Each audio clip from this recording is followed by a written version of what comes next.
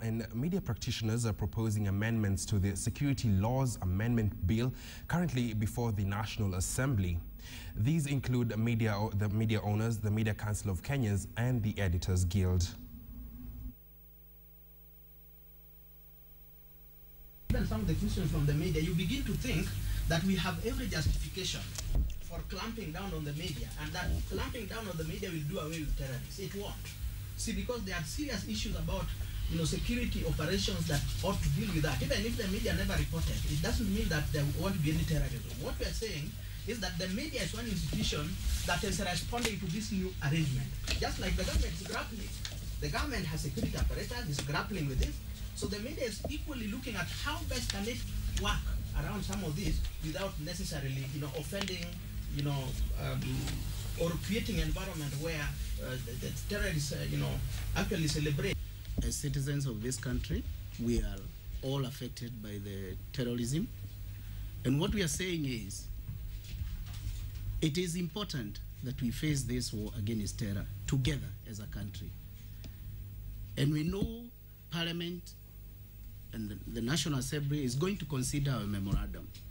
And come Thursday, we are going to uphold the freedom of the press and help we jointly with the government and the media practitioners handle this threat to our country together. We shall also be making our proposals on the article on National Intelligence Act, which gives provision that if you are found in possession of any object or material that could be used for commission of a serious offense, or any suspect engaging in any act of or thing of being in possession of anything which poses a threat to national security. We shall be making some submission on that, because basically it means if reporters have any working notes, right, which in the eyes of security are considered as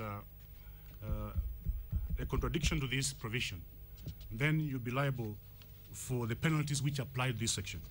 We really would like to avoid a situation where on these particular ones, because this, we go to court, because this is about our security.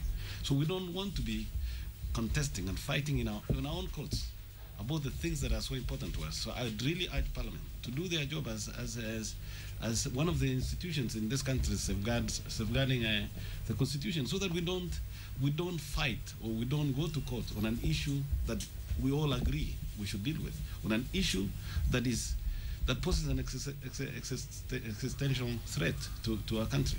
So in my view, I just say that there are other things, but this fraternity, the media fraternity, does not want to be challenging laws that have been passed by our Parliament in court. We don't want to be doing that, because that's a waste of time, and we lose the steps in the fight against terror.